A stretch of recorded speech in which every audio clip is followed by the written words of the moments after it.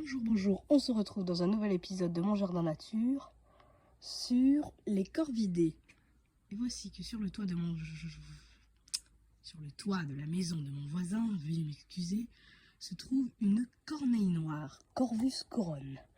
C'est le plus commun de tous les corvidés de nos régions. On la voit souvent au bord des routes, prêt à piller quelques charognes, mais c'est un oiseau exceptionnellement intelligent. J'ai déjà d'ailleurs eu l'occasion d'observer cet oiseau prenant une noix et la jetant sur la route, attendant que des voitures l'écrasent pour pouvoir manger le contenu de la noix. Voilà. Il me semble qu'il y en avait une deuxième pas très loin. La voilà. Les corneilles noires qui guettent. Elles pillent parfois les nids des oiseaux. On peut les voir parfois dans les champs, aux côtés de leurs cousins un peu plus petits, les corbeaux freux.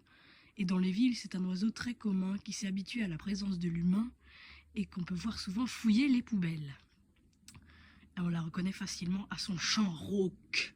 Jadis, dans les campagnes, on croyait que c'était synonyme de mort. On l'appelait oiseau de mauvais augure avec ses cousins les corbeaux, des très très mal vus.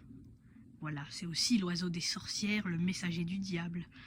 Et aujourd'hui, il est considéré comme ésode, c'est-à-dire espèce susceptible d'occasionner des dégâts, notamment dans les cultures.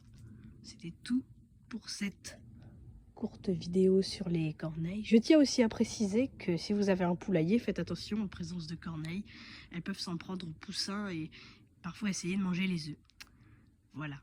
Mais ça reste tout de même un oiseau fascinant que je trouve intéressant pour sa grande intelligence. Au revoir.